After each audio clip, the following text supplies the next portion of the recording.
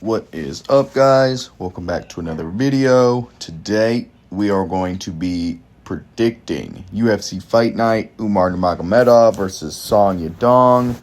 Amazing UFC website as always. We got a pretty decent card on our hands, nothing I'm going to be waking up for at 2 in the morning, or whatever time it is. I don't know. It's really early, I'm in America, so I'm somewhere around there. But still like a 6.5 out of 10, maybe 6.5, 7, somewhere around there. But like I said, pretty decent. Let's get into this shit. Don't know. I'm not gonna lie. I don't know the most people on this card. Like, I feel like I know a lot of people. I'm not gonna be like, I know Ding Ming. I know this girl. Pretty sure I know this guy, Zhao Long. Oh yeah, he's the guy that beat, lost to Cody Garbrandt, didn't he? That's crazy.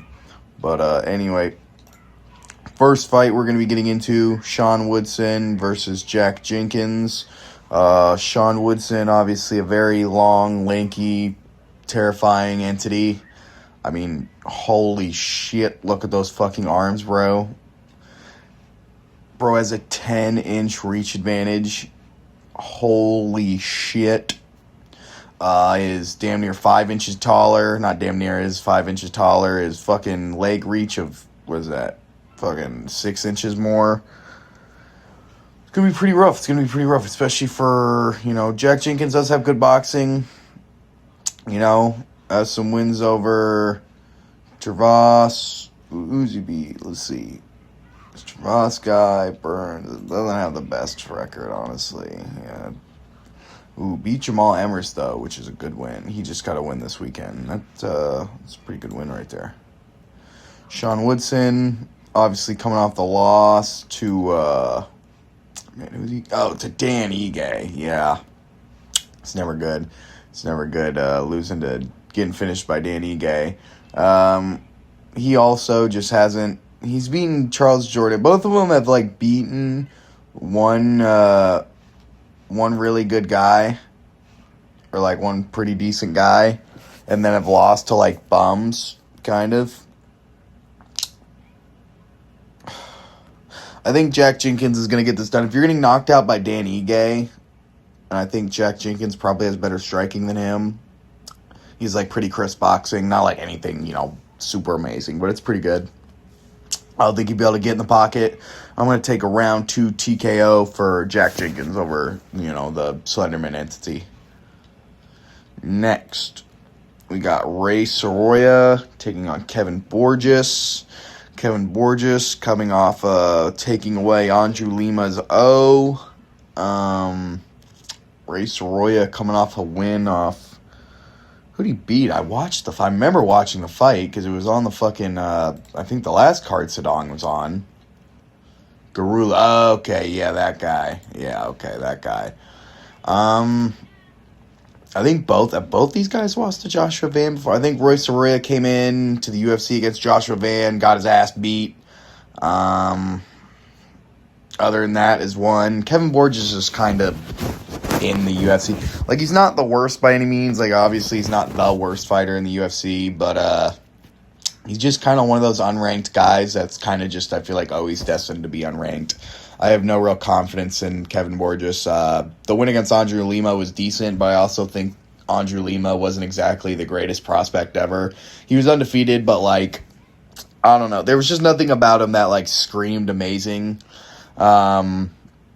Kevin Borges is going to have an advantage in the striking, probably going to try to do what he did to Andrew Lima, where he's going to kind of try and, aura fight. He was doing a lot of emoting and backing up. I thought it was pretty fucking lame, to be honest. I'm not going to lie. The fight wasn't the most interesting. But I think Roy Soroya is going to manage to get this done. I think he's going to take him down. I think that's where the problem's going to be. I think Kevin Borges has decent takedown defense. I think he'll be able to defend some.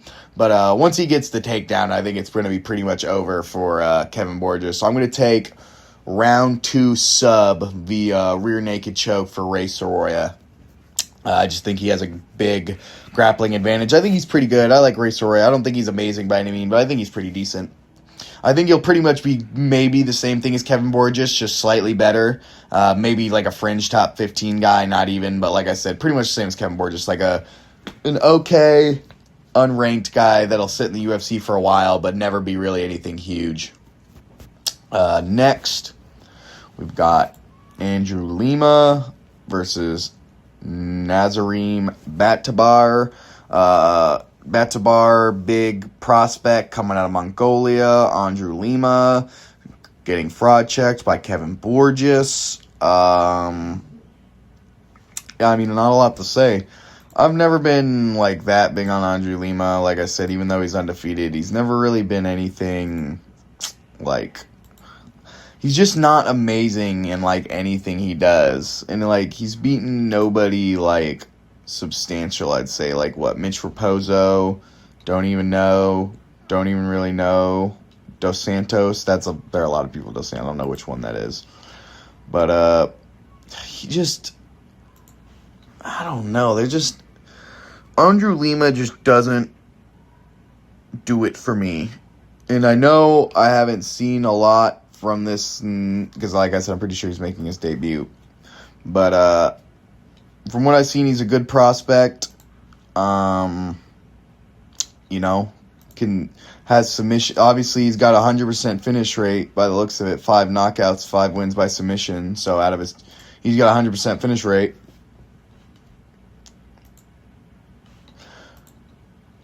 Fuck it. Give me Nazareth. Give me the Batabar. I don't know why. I'm just feeling an Andre Lima. I just don't like Andre Lima. I'm not even gonna lie. I think it's purely not liking Andrew Lima, and the fact that if you're getting upset by Kevin Borges, who I think is going to be worse than this Batabari guy, because I think this Batabari guy is a pretty good prospect. He's got good striking. He's got good grappling.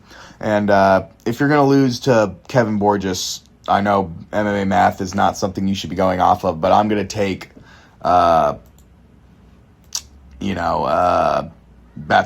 to win by, give me decision. Just give me my majority decision, 29-28 decision.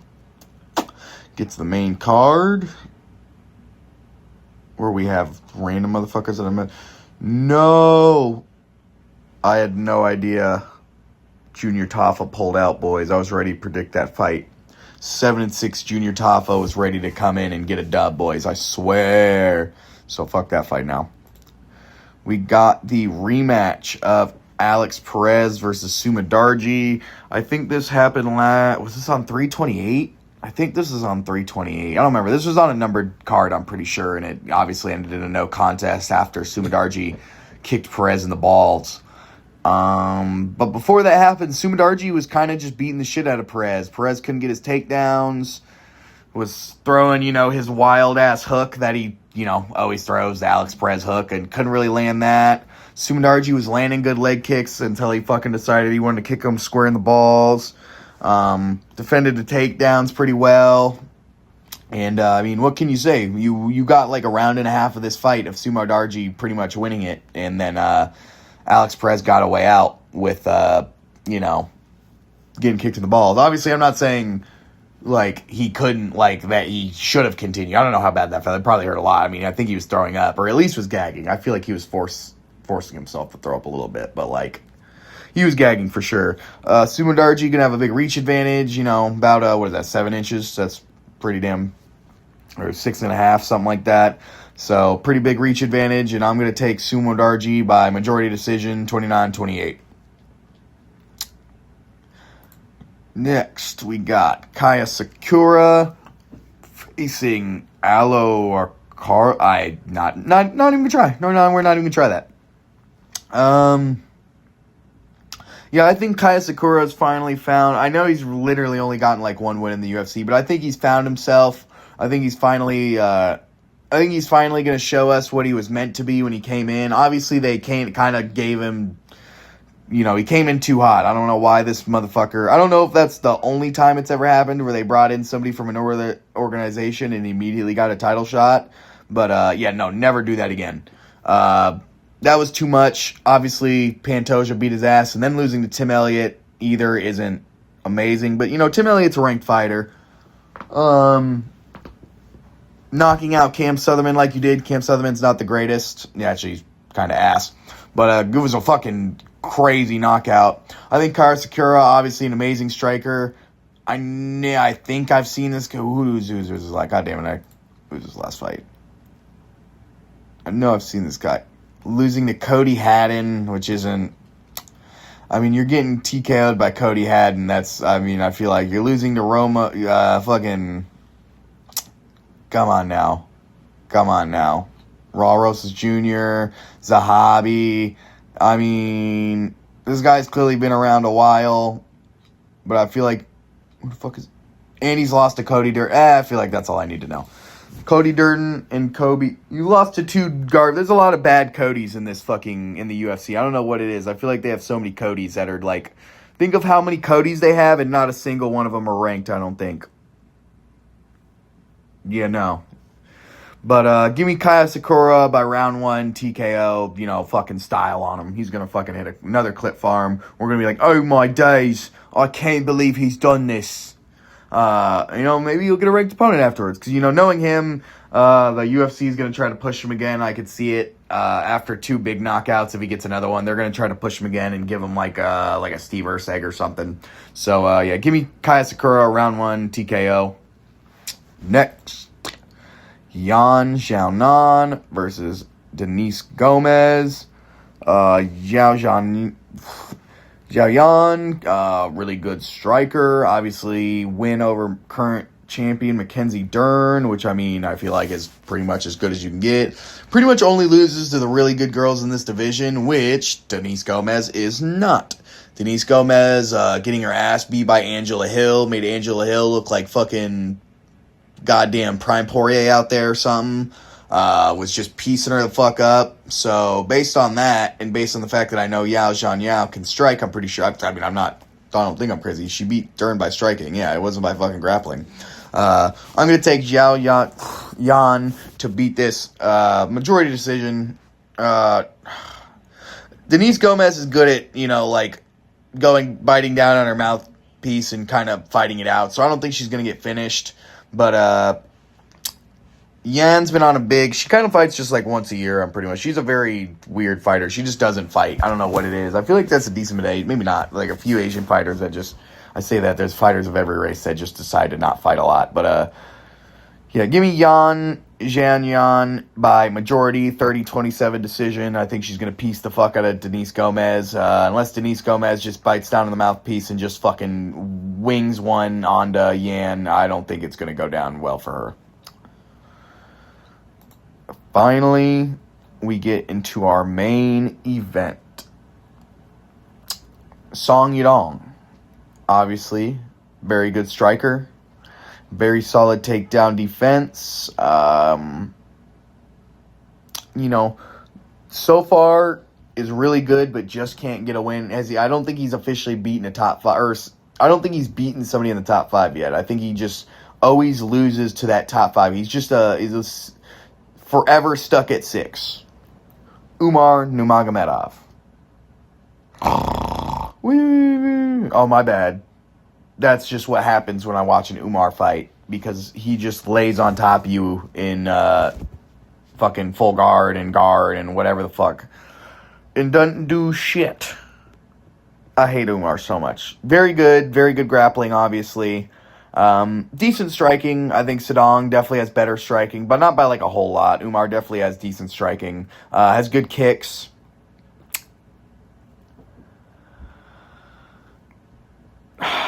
I just don't know. I think this is a very hard one. In my video where there wasn't very many, I forget what card it was, there just wasn't fights to predict, so I predicted a lot of future main events, and I know I picked Yadong, but I'm sorry, boys, I'm switching my pick. I believe Umar Nurmagomedov is going to end up getting this done via majority decision. I think Song Yadong has pretty decent takedown defense, but he's also been pretty much taken down by, I think, most people he's fought. Corey Sandhagen, Peter Yan, some other guy that I remember I watched. I can't remember the fucking guy's name. And they all have worse wrestling than Umar Nurmagomedov. So, you have to think if he's getting taken down by them, that Umar is going to end up getting him down. Now, do I think he has a chance of getting back up? I don't think Umar is just going to hold him. He has a chance, because, Umar is really good wrestling. But I think Song Yadong will get up. I just think he's not going to be able to get it done. I think what I'm hoping, Umar is pretty much also like the opposite. In every one of his fights, he's pretty much been dropped. Like, I don't think he was really dropped by Merab, but some weird moments. Was dropped by Batista, was dropped by fucking who else? He's fought other guys that have dropped him. And Song Yadong is one of the most powerful guys in this division and has very crisp boxing. So I would love for him to just chin Umar and put him out cold. But one thing about Umar is just he does get chinned a lot, but motherfucker's a cockroach. That motherfucker can survive. I don't know why this motherfucker is so good at, like, getting out of being chinned, but every time he gets dropped, obviously, I mean, he's only lost once, and it was to Merab, and he did not get knocked out. He is very good at, even if he gets dropped, getting out of trouble. So I just think Song Yadong is not going to be able to defend enough takedowns and not be able to defend, prevent himself from getting wrestle fucked. This is going to suck. I don't want it to. I want Song Yadong to first round go out there and, just chin him. That'd be great. I mean, hell, MMA math, please. Song Yadong finished Figueiredo. Umar took him to a garbage decision. So, you would pray. I pray. We all pray. Nobody here is rooting for Umar unless you're fucking, Dagestani, bro. If you're rooting for Umar, you're lying. Because you're like, bro, he sucks. He's not fun. It's never fun to watch an Umar fight, bro. Song Yadong is so much fun. Sadly, bro's about to catch the Brazilian 10 in this one. I'm taking Umar Nurmagomedov by 48-47 majority decision. Those are my picks, boys. We'll go over them one more time. Umar Nurmagomedov, majority decision, 48-47. Yan Zhang, whatever the fuck this Asian chick's name is, by majority decision, 29-28. Kaya Sakura, round 1, TKO. Sumadarji, 29-28, majority decision. Narim Nazari, Namzari, this fucking Mongolian guy, majority decision, 29-28. Second round submission for Ray Soroya.